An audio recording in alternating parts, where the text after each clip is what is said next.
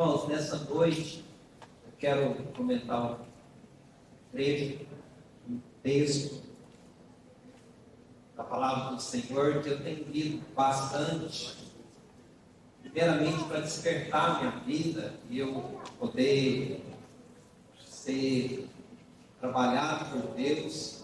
Eu quero fazer um gancho naquilo que o Rafael falou, as últimas palavras dele, do crescimento. Eu entendo plenamente e meu desejo é esse, mas nós precisamos ter um fundamento para isso. Eu entendo perfeitamente que Deus, no bom sentido, que Ele tem todo o controle, o domínio do tempo, mas Ele está acelerando as coisas. A gente fala assim, Deus tem pressa, porque Ele sabe do que vai acontecer e do que precisa acontecer. E eu tenho ouvido algumas expressões que têm marcado a minha vida. Uma delas eu achei muito interessante, usa muito no que eu estou ouvindo, o ministério palito de fósforo. Eu posso traduzir isso, o cristão palito de fósforo. Nós não podemos ser o cristão ou o ministério palito de fósforo, aquele que pega fogo e de repente apaga. Deus quer um fogo constante, certo? E mais um conceito: a caminhada cristã, ela não é uma corrida de 100 metros, mas ela é uma maratona. E numa maratona, os especialistas falam, o importante não é como você começa, mas duas coisas são essenciais: o que você vai empregar na trajetória constante e o final, como você vai terminar. E eu e você precisamos entender isso. Por isso nós vamos ser trabalhados por Deus. Eu quero ler 2 versículos para mim entrar naquilo que eu vou falar. Gálatas 6, versículos 7 e 8, fala assim: não se engane, ninguém zomba de Deus. O que uma pessoa plantar, é isso mesmo que colherá. Versículo 8: se plantar no terreno da sua natureza humana, desse terreno colherá a morte.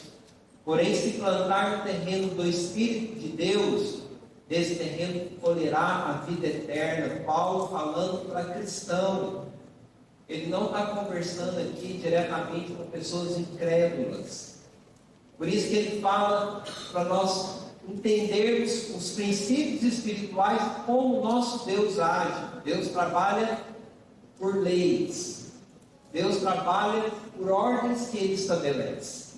Então, aquilo que nós plantamos é o que nós vamos colher. E aí Ele nos adverte, como cristão, para nós tomarmos cuidado, não plantarmos na natureza humana como cristão, porque senão nós vamos colher a morte. Mas plantar no Espírito, para nós colhermos a vida. Em João 4, versículo 23 e 24, Jesus conversando com a samaritana, a mulher do poço, a mulher que tinha 5 maridos, mas na verdade não tinha nenhum. Ele fala assim: vai virar o tempo, e de fato já chegou, em que os verdadeiros adoradores vão adorar o Pai em espírito e em verdade, pois esses que o Pai quer que o adorem. Deus é espírito, e por isso os que o adoram devem adorar em espírito, e ele repete de novo, em verdade. Então nós temos 2 conceitos aqui importantíssimos. O relacionamento hoje com Deus é espiritual.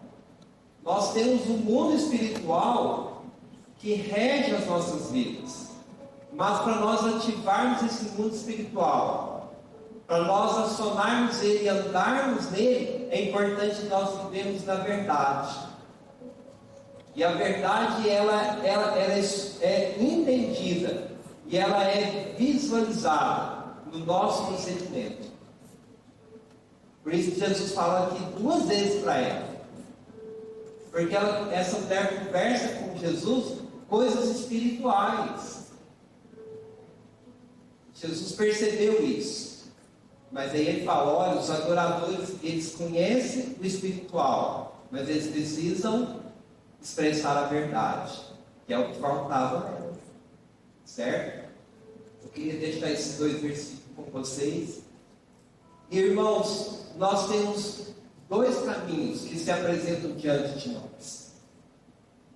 Esse é nítido, notório. Você vai observar bem isso. Certo? O primeiro caminho é que ele prioriza a vida com Deus, que vão sendo moldados por Ele. É que eu falei para vocês, é uma maratona. E essa maratona, nós precisamos empreender ela de acordo com as regras que ela estabelece. E o outro, que levamos uma vida de qualquer maneira, que é aqui, eu tenho me preocupado primeiramente, irmãos, comigo mesmo, tá? Vou falar como a Aline, minha esposa, quando ela ministrava, ela sempre falava assim, ministra um remédio, toma um remédio. E é isso que eu estou fazendo, tá, irmãos? Primeiramente, tudo que eu estou falando com vocês, que Deus tem trabalhado dentro de mim, que tem me espreitado, tem me apertado para mim se adequar à porta estreita. Então, essa vida de qualquer maneira. Hoje nós temos uma expressão nada a ver. Aquela expressão assim, não tem nada a ver. Isso aí não é da maneira que você está pensando. Ou que tudo é relativo ao ponto de vista de cada um. Não, depende da maneira que você vê. Isso, irmãos, vai infiltrando na nossa vida.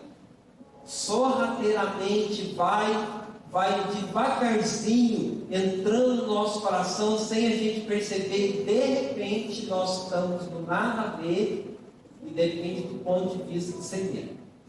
Eu já não vejo assim mais, certo? E eu quero partir de um versículo, o último versículo de Juízes 21, capítulo 21, versículo 25, o último. Lá fala assim, naquele tempo não havia rei em Israel, cada um fazia o que queria. Termina assim Juízes. De repente você tem um livro de Ruth ali, que vai destonar de um contexto para acontecer um pouquinho mais para frente, e de repente começa Samuel, o famoso livro de Samuel. Certo? Samuel pode ser considerado também, além de profeta, um juiz, o último juiz da era dos juízes, que depois é estabelecida a monarquia. Certo? Então, irmãos, nesse tempo, se você olhar para trás, por que foi escrito isso, você vai ver ali o último relato de Sansão, um homem escolhido por Deus, mas que teve uma queda fantástica, destonou daquilo que Deus tinha. De repente vem a história de Mica, certo? Uma idolatria fantástica no meio de Israel. Depois você vai ver algo absurdo acontecer em Israel, certo? Como nos tempos de Sodoma e Gomorra, nós não vamos entrar. E, de repente, você vê uma tribo de Israel sendo severamente repreendida. E aí chega nesse versículo. Cada um fazia o que queria. Irmãos, nós não podemos ser assim. Por isso que eu estou falando com vocês e comigo. Se nós fizermos aquilo que nós queremos, nós vamos entrar no nada a ver, e depende do seu ponto de vista. Nós não vamos conseguir alcançar o que Deus quer. E de repente, irmãos, nós vamos ser pegos. Não tem como. Mas eu quero traçar aqui junto com você um paralelo.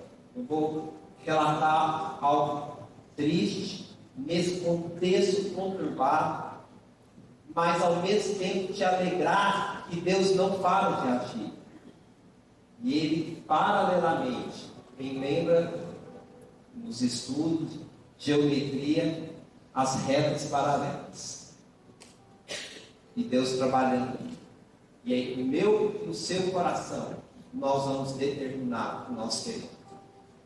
Então, eu quero fazer uma pequena reflexão da realidade da nação de Israel, para você comparar nos nossos dias de hoje como igreja, certo? Em 1 Samuel 3, 1 Samuel, no versículo 3, 1 Samuel,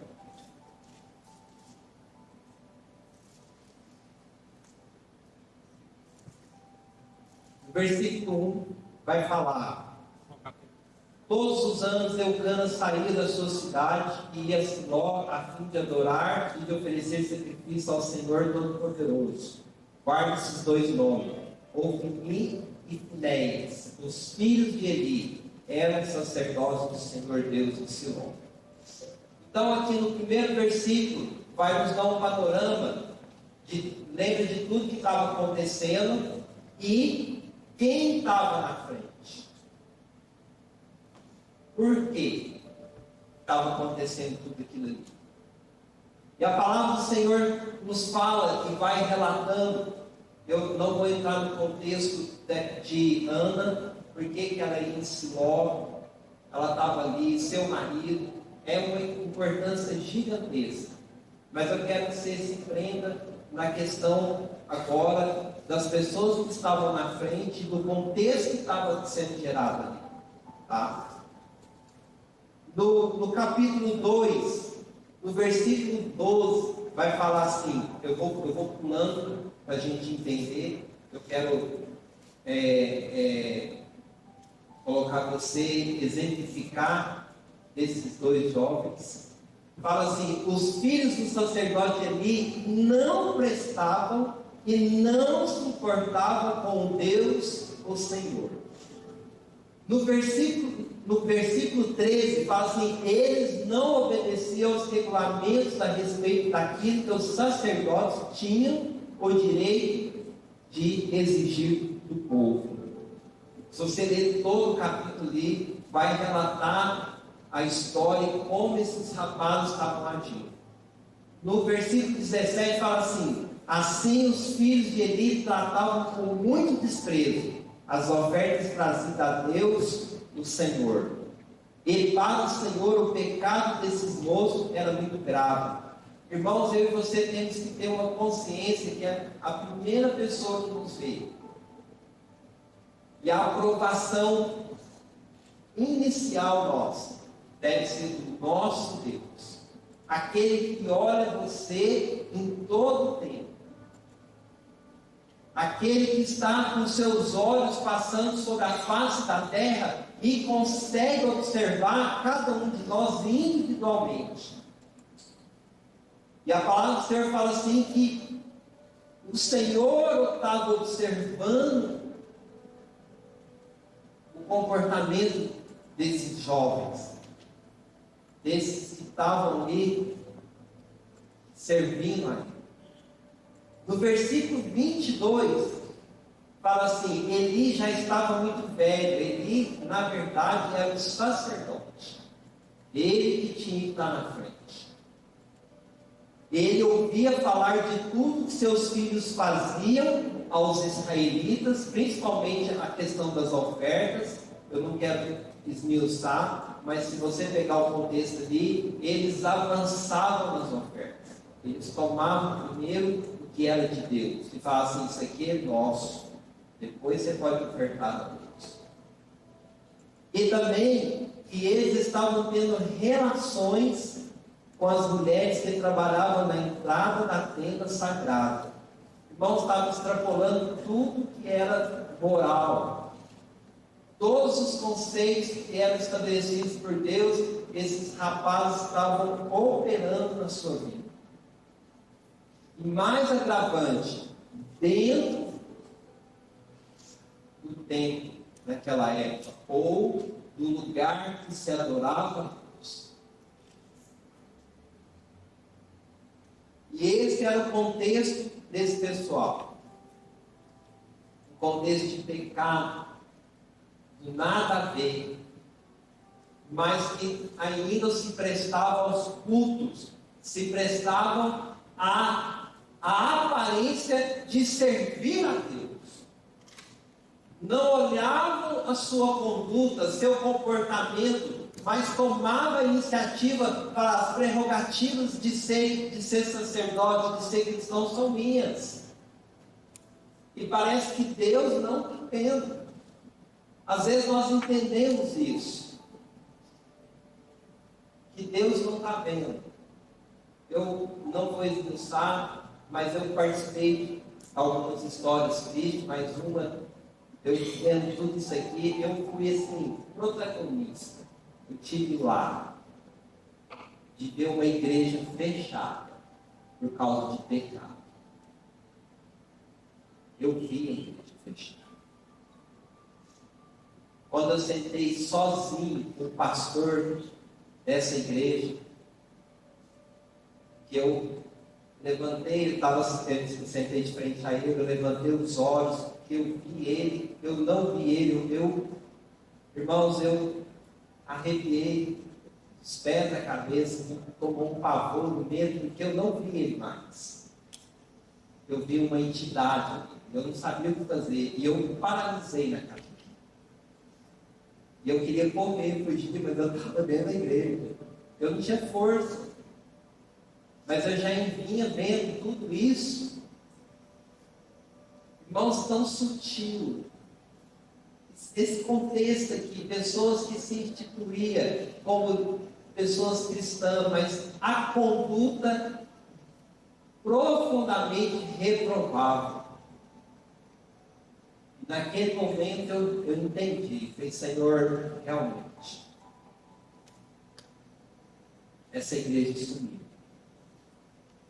Ela foi como um doente terminal, sofrendo agonia até. E eu e você temos que tomar cuidado, irmãos, porque o pecado nos faz isso. Uma das coisas, se você observar Sansão, a primeira coisa que os filisteus fez foi furar os olhos dele. Mas ele já estava cego há muitos anos, há muito tempo. Foi só exteriorizar aquilo que era interior, porque ele já não via mais nada. E o pecado cega a gente, irmãos. Nós temos a concepção de assim, achar que está tudo normal, que está tudo certo, e não é. E de repente, irmãos, no capítulo 2, no versículo 27 e 36, eu não vou ler, Deus manda uma mensagem para ele, o profeta. O profeta vai lá e fala com ele. Ele dá uma mensagem, fala assim, olha, eu vou te revelar. Eu vou cortar você da existência, não só humana, mas daquilo que você faz, que você está na frente. Porque você não muda. Porque você não toma posição, principalmente que você está deixando os seus filhos fazerem isso. Ele não fazia isso, mas ele era conivente. Ele permitia, autorizava. Seria assim. E o Senhor falou assim, olha, você, a sua família, seus filhos vão morrer. Você, aquilo que eu prometi para Arão, e você descendente de Arão, e vocês seriam perpétuos sacerdotes na minha frente. Eu não quero mais. Eu não quero mais. Irmãos, o que nos corta de Deus, o que separa eu e você de Deus é o pecado. E não só o pecado, conforme o pecado, ele leva a gerações. A palavra de Deus fala assim, que Deus faz vontade àqueles que o servem, aqueles que reconhecem, até 1000 gerações. Olha, observa, irmãos, como é poderoso uma pessoa obedecer, que ela atinge até 1000 gerações. Mas quando eu e você desobedecemos, a palavra de Deus fala assim, que até a terceira ou quarta geração, Deus visita a nossa iniquidade. Eu lembro, eu vou olhando essas coisas, certo? Eu agradeço demais a Deus, e é o que eu tenho pedido ao Senhor, que eu marque a minha geração. Hoje a minha geração é os meus 2 filhos. Eu falo, Senhor, que eu marque eles. Mas de que forma? Eu permanecendo firme, Deus. Não é somente atos proféticos, orando por eles, isso é importante, mas é a minha firmeza como cristão que vai tocar na vida deles, porque uma hora eu não sei se o mundo vai durar, mas se eu não estiver aqui, eles vão continuar, aí sim, eu não vou estar aqui. Mas as marcas de Deus, pela minha obediência, alcançou eles. E como eu fui alcançado? O avô da minha mãe, ele morreu cristão. Eu tive acesso, eu vi, não consegui pegar, porque a outra parte da família falou, não, vai ficar conosco a Bíblia que ele usava. E lá dentro da Bíblia, na capa, essa Bíblia vai ter em torno de uns 150 anos, por aí, 120 anos para frente, o nome do meu avô. Meu avô foi alcançado, meu avô foi alcançado, a minha mãe foi alcançada, eu fui alcançado, meus filhos estão sendo alcançados. Então, meu irmão, pensa nisso.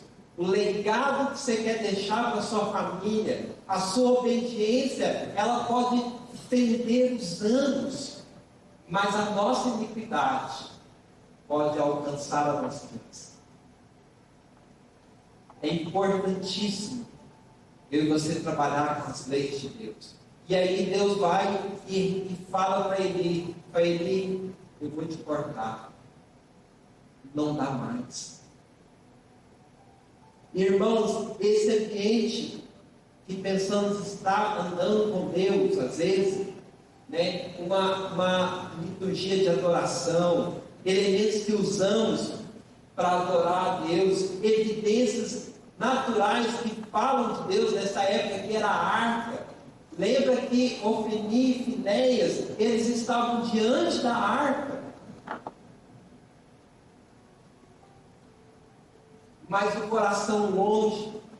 Qual é o coração? As atitudes estão longe de Deus. Que eu e você temos que prestar atenção. É importantíssimo os cultos, a liturgia, isso é necessário. Inclusive para acontecer aquilo que Rafael falou, é necessário nós estarmos juntos, é necessário nós cultuarmos, mas importante também é como nós estamos aqui. Uma avaliação constante, porque Deus conta conosco, Deus vai usar pessoas. Agora, como eu estou andando? Eu não posso andar de maneira que eu vou destruir aquilo que Deus quer fazer em mim, em você.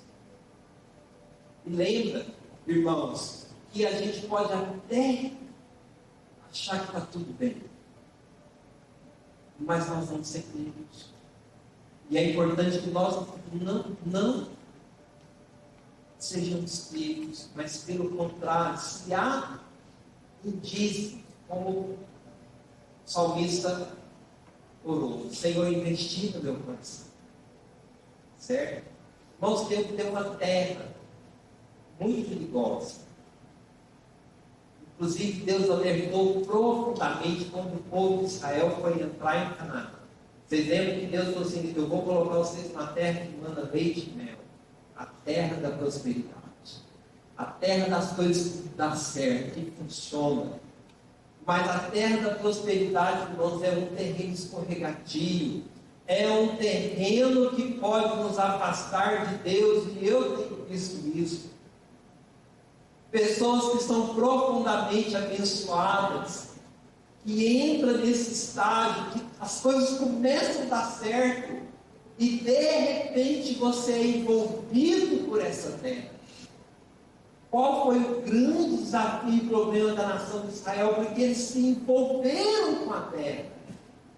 Vocês lembram que eles saíram da escravidão, entraram no deserto, firmes com Deus, apesar dos problemas, como todos nós temos, somos seres humanos, mas aliançados com Deus. E de repente, quando eles se estabeleceram, porque nesse ponto aqui, eles estavam estabelecidos.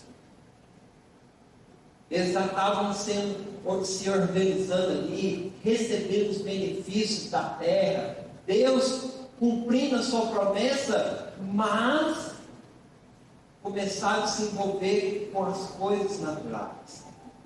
Isso me dá. Eu quero te chamar a atenção, irmãos, eu e você não devemos amar as bênçãos. Nós não devemos vislumbrar com elas, com aquilo que Deus está fazendo. Deus pode colocar profundamente uma prosperidade na sua vida. E eu quero fazer um paralelo aqui. Às vezes a minha prosperidade não é igual à sua, a sua não é igual à minha, mas aquilo que você recebe pode ser uma prosperidade para você, e que começa a tirar os seus olhos daquilo que realmente importa, que é Deus. Vi irmãos profundamente nessa igreja, que eram usados por Deus, serviram a Deus com excelência, entraram numa prosperidade tão grande, que hoje eles não estão na igreja. A prosperidade tirou eles. Tinham tempo para tudo, menos para cultuar a Deus. E eu quero falar o segundo caminho. Em 1 Samuel, nos conta a história do profeta que deu o nome do livro, certo? Samuel. No versículo 18 fala assim: Samuel continuava no serviço de Deus, o Senhor, embora ainda fosse um menino, vestiu manto sacerdotal de linho. No versículo 19 fala assim: Ana, sua mãe, todos os anos fazia uma túnica para ele e a levava quando ia com seu marido oferecer um sacrifício anual. A palavra de Deus falando aqui que Ana ia, porque como Samuel ia crescendo, ele dava uma túnica para ele. A adequação do seu crescimento, ele ia galgando aquilo que Deus estava fazendo na vida dele. Certo? E a palavra de Deus fala, em Samuel 3, primeiro versículo, fala assim: Samuel ainda era menino e ajudava Eli na adoração a Deus, o Senhor. Naqueles dias, poucas mensagens vinham do Senhor, e as visões também eram muito raras. Por quê, irmãos? As visões eram muito raras. Nós acabamos de ver que quem estava na frente não estava ligado com Deus em nada, mas tinha uma aparência. E nesse contexto, Samuel estava sendo formado. No versículo 7 fala assim: Samuel não conhecia o Senhor, pois o Senhor ainda não havia falado com ele. Na questão que Samuel não conhecia Deus, era na questão do sacerdócio, de Deus começar a falar com ele, assim como Deus tinha falado com ele. Ele não tinha essa experiência. Irmãos, nós na igreja, nós somos formados assim. Às vezes você e eu fomos carregados, fomos ajudados, mas chega um dado momento, como Samuel, eu e você temos que começar a falar direto com Deus. Você ter as suas experiências com Deus, começar a ouvir Ele. Você relacionar diretamente com Deus, e Deus começar a falar com você, e você poder ouvir o Senhor, e começar a tomar as suas atitudes em Deus.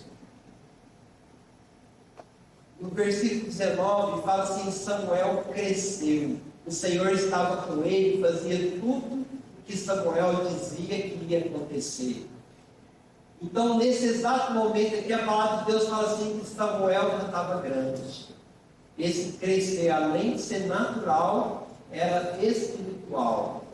E ele aprendeu de Deus. Não sei se vocês lembram um pouco nesse contexto do versículo, entre o versículo 7 e 19, vai falar aquele famoso chamado de Deus. Deus visitando Samuel, acordando ele. Aconteceu 4 vezes. E ele vai até ali, de repente, ele, pela sua experiência, fala assim: quando a voz te falar, te chamar, você vai falar assim: eis-me aqui. Se você não tomar as experiências com Deus, não querer o crescimento, você não vai conseguir discernir a voz de Deus. Você vai ser sempre dependente.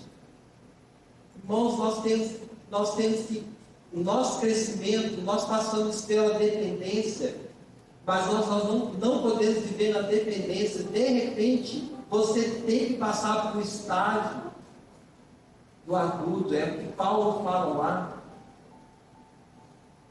o seu famoso discípulo Timóteo. Aprenda a ser adulto, queira ser adulto, aprenda a ouvir Deus. E o relacionamento com o seu discipulador, com a pessoa que te orientou, ela não vai ser mais de dependência, mas de cooperação, de trabalhar junto, ombrar a arca. Vocês lembram como o sacerdote carregava a arca? Era do ombro. É isso que Deus quer, meus irmãos.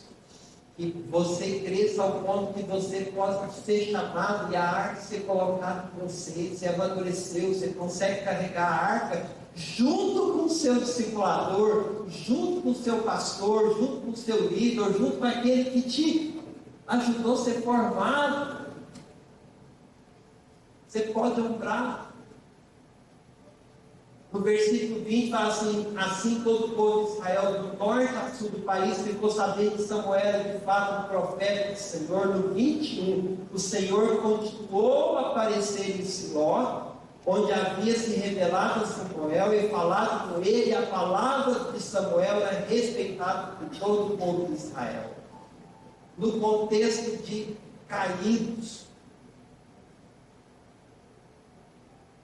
mas Deus trabalhando paralelamente para levantar as pessoas que estavam ouvindo ele, para continuar.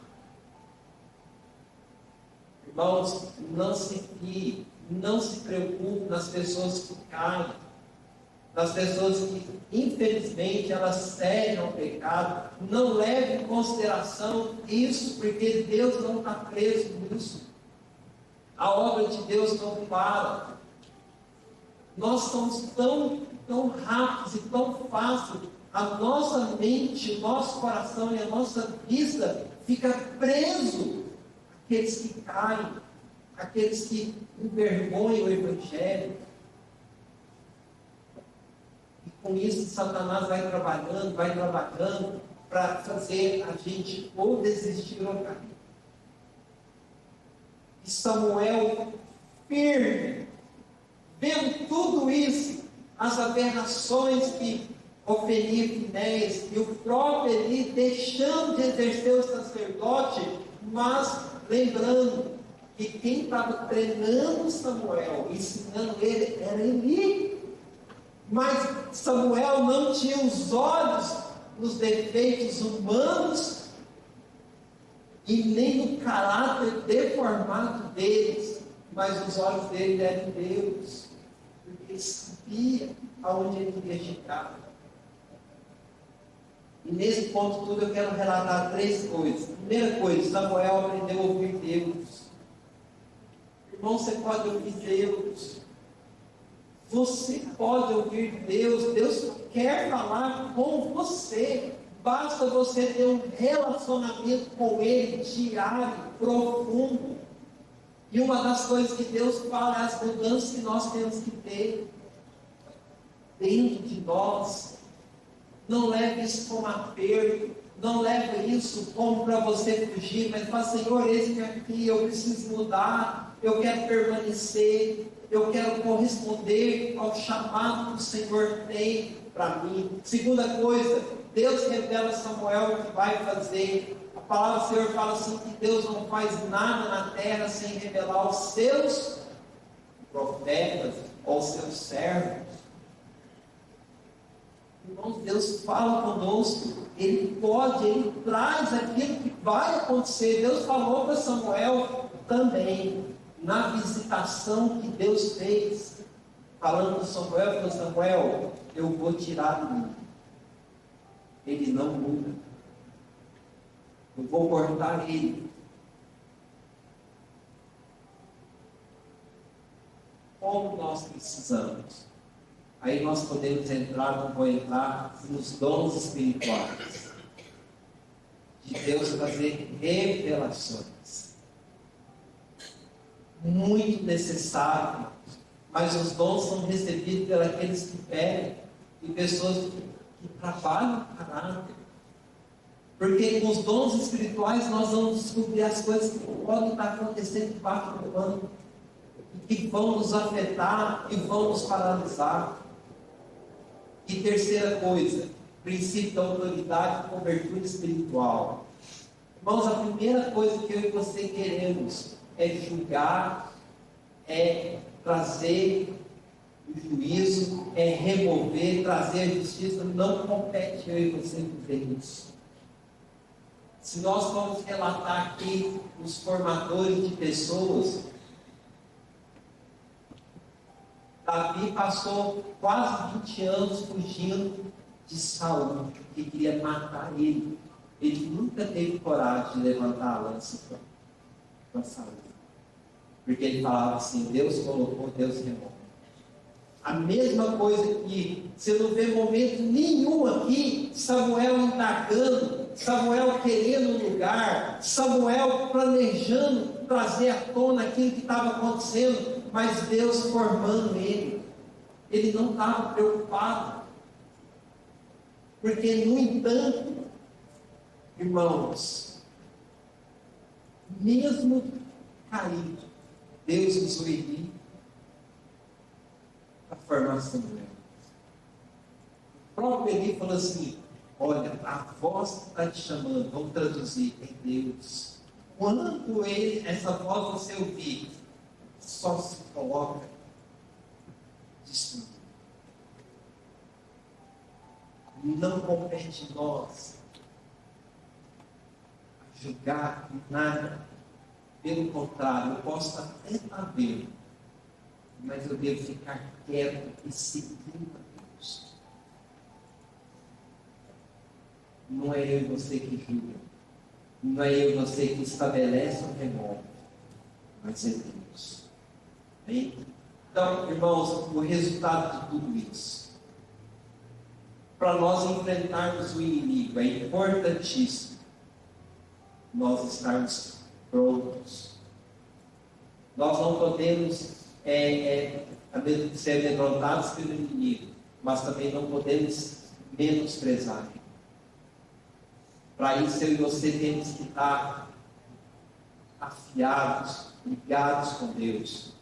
E de repente, nesse contexto, a palavra de Deus fala: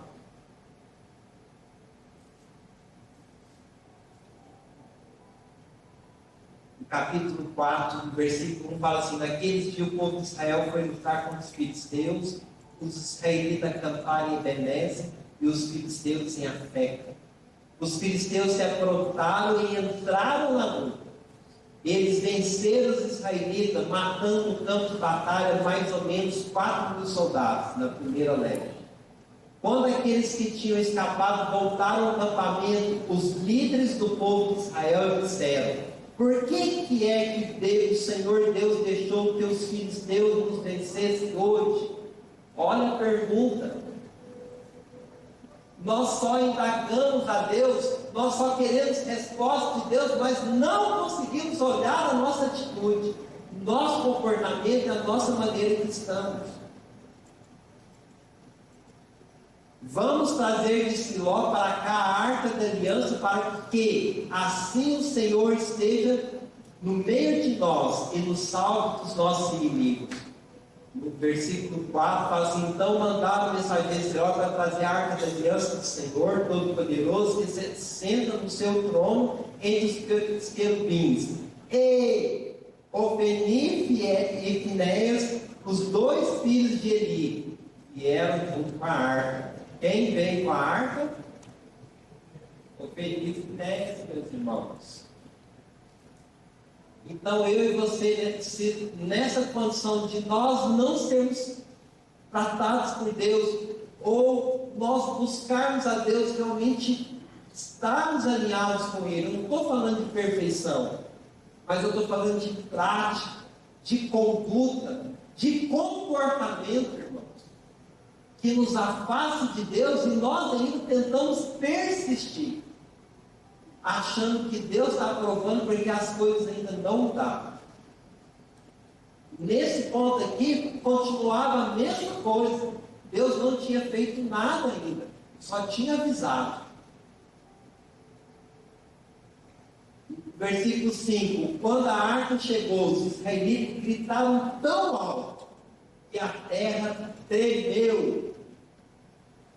A palavra de Deus fala assim que o júbilo foi tão grande que naquele momento a terra tremeu. Parece que Deus estava ali. Nós, infelizmente, seres humanos, nós empolgamos muito com o movimento, nós empolgamos muito com ações, com o mover.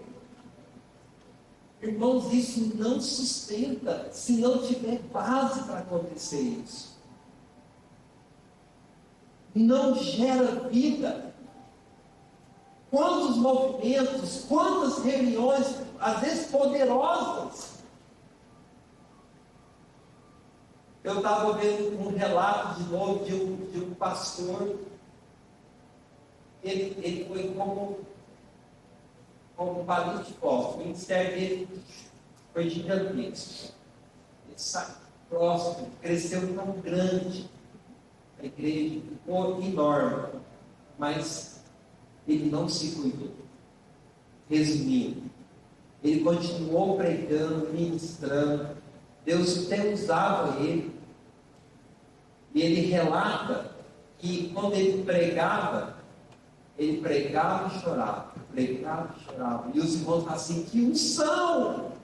O pastor não só prega, mas ele chora. Ele se move dentro da pregação, mas ele estava chorando porque ele sabia que Deus estava cobrando para ele. Você não vai largar o que tem. Ele estava adulterando, irmãos, dentro da igreja. E ele não se cuidou. Foi descoberto. E aqui o povo de Israel vibrou. Achavam que Deus estava lá por causa dos rituais e por causa dos símbolos. A arca representava, o que mais representava Deus nessa época era a arca de Deus. Fala assim, a presença de Deus está aqui, não estava mais, já tinha saído há muito tempo. Os filisteus ouviram os gritos e disseram: escuta esses gritos no acampamento dos hebreus, o que está acontecendo? Como souberam que a arca da aliança do Senhor havia chegado ao acampamento hebreu, versículo 7, os filisteus ficaram com medo e disseram: olha, irmão, nós chegamos a esse ponto. O inimigo tem medo da presença de Deus, mas o pecador não tem. Ele não tem. A Bíblia fala assim que o pecado cauteriza a consciência, endurece. Um Deus chegou no acampamento dos israelitas. Ai de nós, nunca aconteceu uma coisa assim. Versículo 8. Ai de nós, quem poderá nos salvar desses poderosos deuses? São os deuses que atacaram os egípcios com todo tipo de praga no deserto. 9.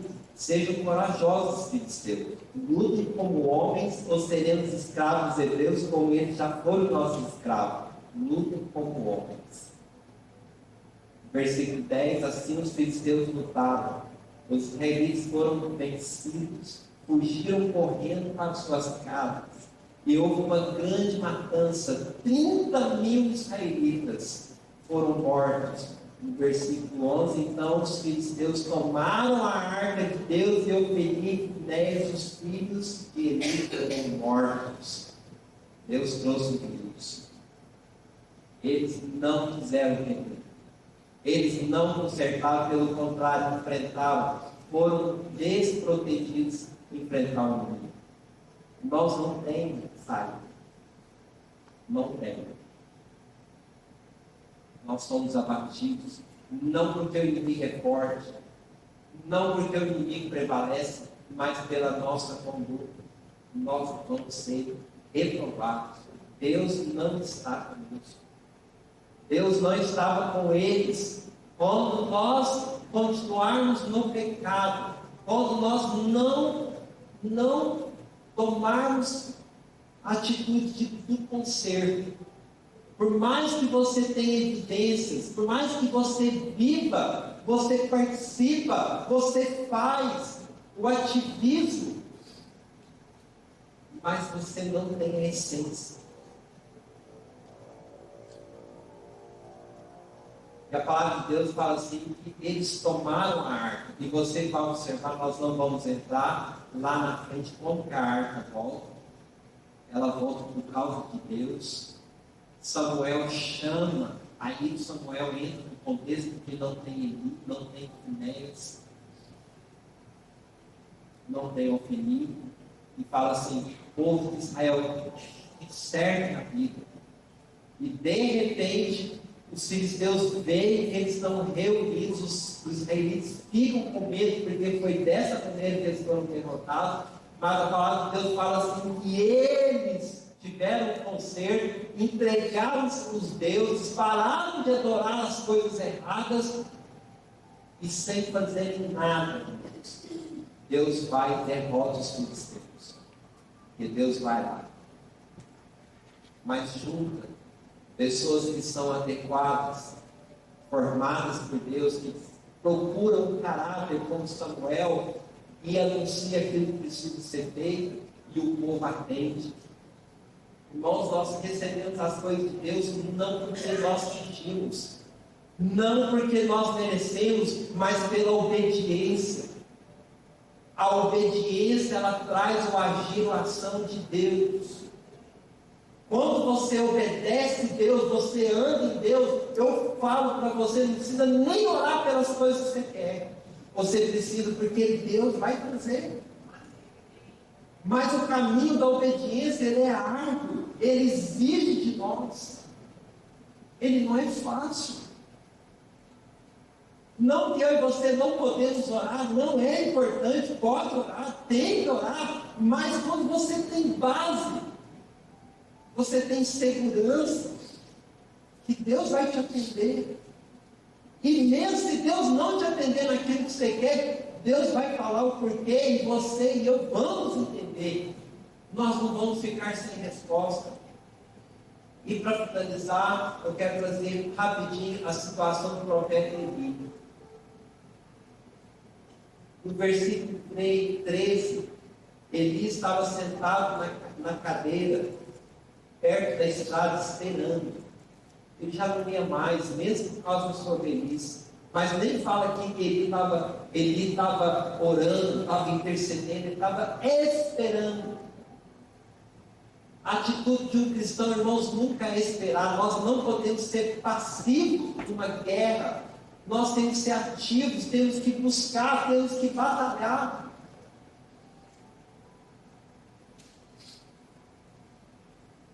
Nós temos que ir para frente. Não devemos ser amedrontados, mesmo que está assim, a sua barriga está gelada. Enfrenta. Ele estava muito preocupado com a arca de aliança. Por que às vezes, quando nós vamos enfrentar uma situação, nós nos preocupamos? Porque nós sabemos a nossa condição. Olha quem estava preocupado. Ele estava nem preocupado com os filhos dele, porque ele sabia. Fala assim, a arca física pode estar aqui, mas Deus não está mais. Porque Deus já tinha falado. Quando o homem deu notícia, toda a gente da cidade ficou apavorada e começou a chorar alto. Eli ouviu os gritos e perguntou, que barulho é esse? Então, o homem correu para dar notícia a Eli. Eli estava com 98 anos e completamente cego. Essa cegueira que não só física, mas espiritual, ele tinha perdido a visão. Irmãos, um profeta desse nível aqui, nessa experiência, ele poderia muito bem receber de Deus. Não vai. Pode. Não é assim. Faça assim. Mas ele já não sabia mais o que fazer. Ele não tinha mais a visão de Deus. O homem diz: eu fugi da batalha e hoje mesmo correndo de lá até aqui. O que aconteceu, meu filho? Ele perguntou ele. No versículo 17, pois Israel fugiu dos filisteus. Respondeu o mensageiro: foi uma terrível derrota para nós. Além de todos os seus filhos, Ofni e Finéias foram mortos. E os filisteus tomaram a arca da aliança. Quando ouviu falar na arca, ele caiu da cadeira para trás, perto do portão da cidade. Ele estava muito velho e gordo. Por isso, quando caiu, quebrou o pescoço e morreu.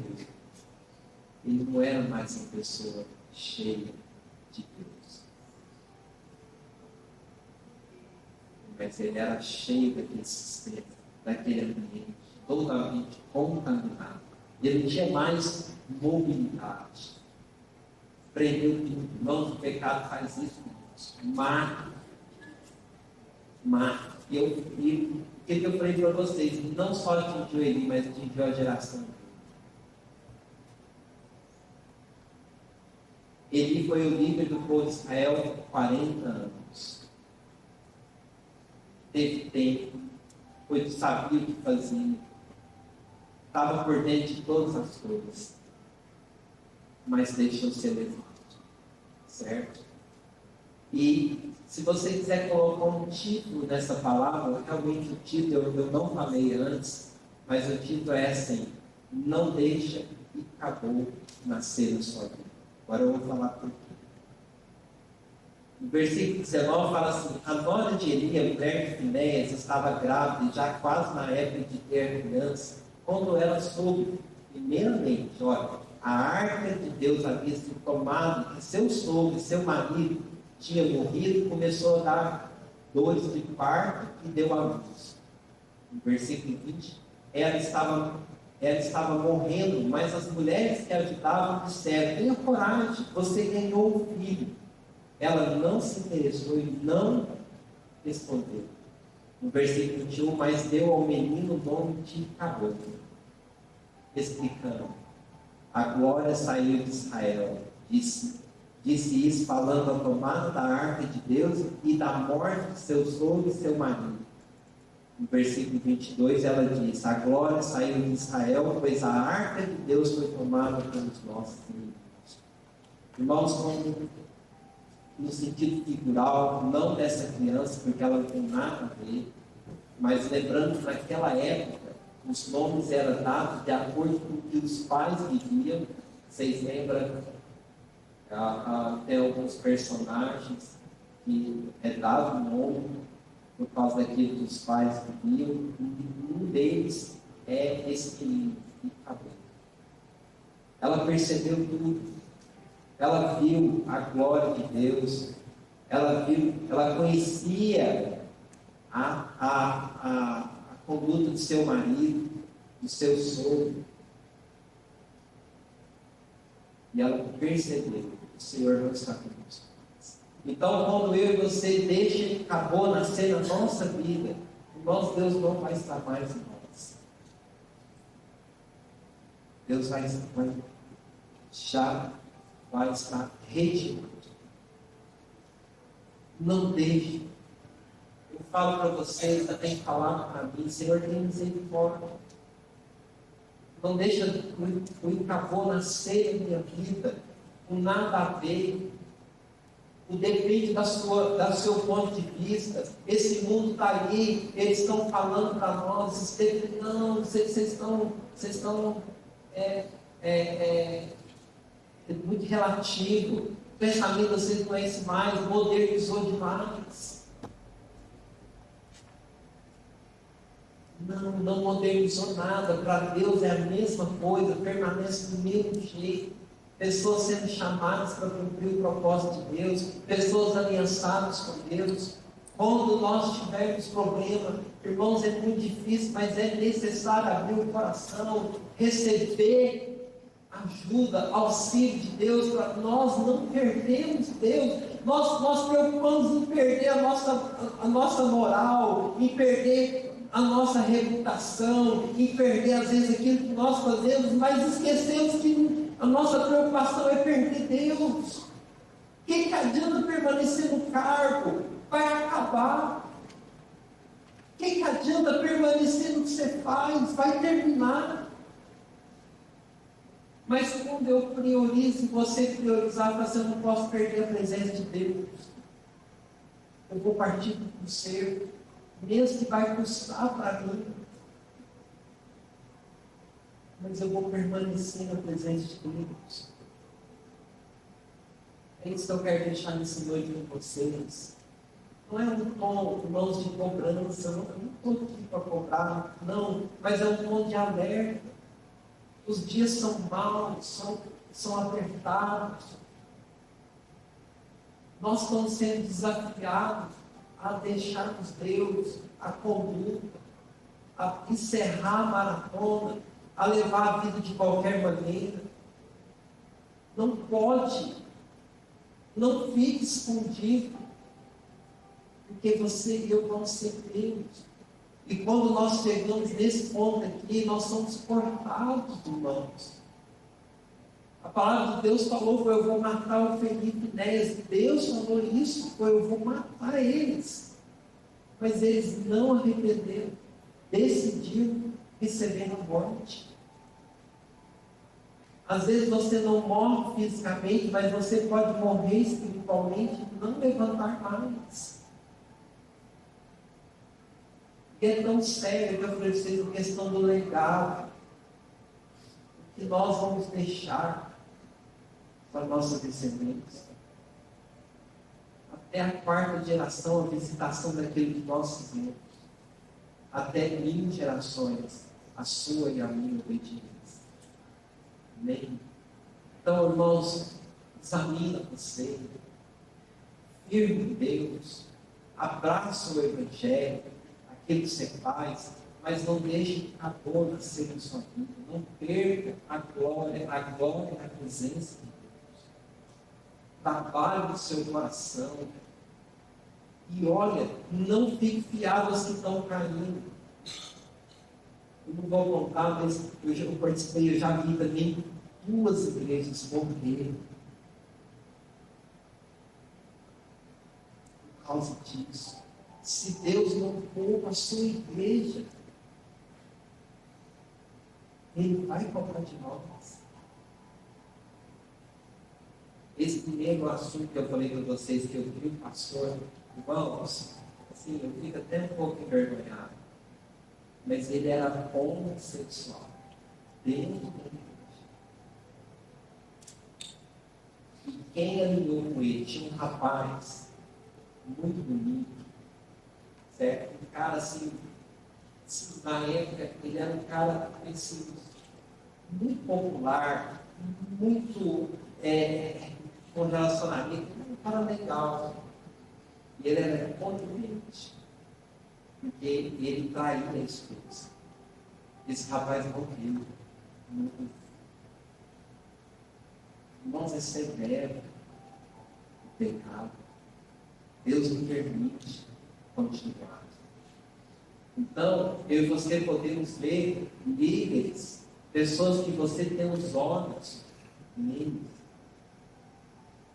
Não deixa eles se derrubar. Deus corta. Mas seja você um exemplo. Seja você como Samuel, não se prenda ao que está acontecendo. Mesmo às vezes que pode acontecer que até os seus líderes, a conduta deles não seja boa. Mas faça como Samuel, deixa Deus agir. Eu e você não podemos falar, mas nos alinharmos com Deus. Bem, vamos ficar de pé, eu quero orar com vocês. Comigo. não vou chamar à frente aqui, já são 8h05.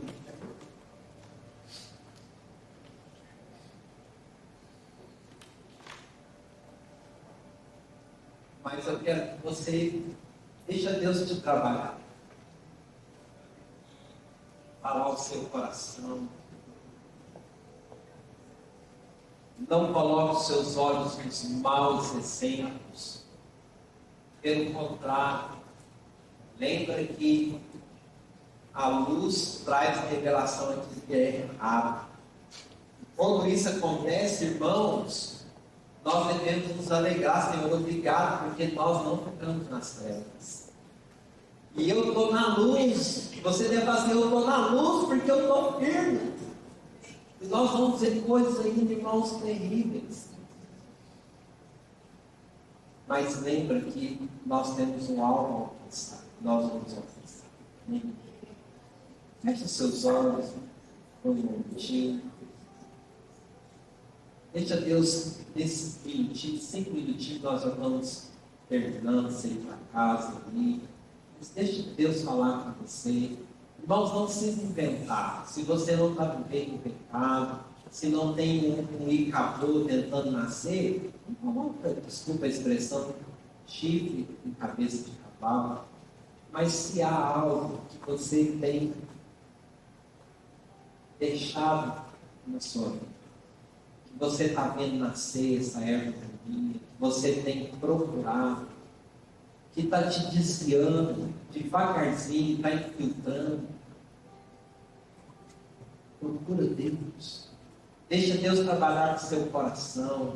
Se você está colocando olhos em homens, se você está olhando pessoas que estão caindo, e você está avaliando a sua fé nisso, eles estão caindo, eles estão me enganando, muda a sua visão.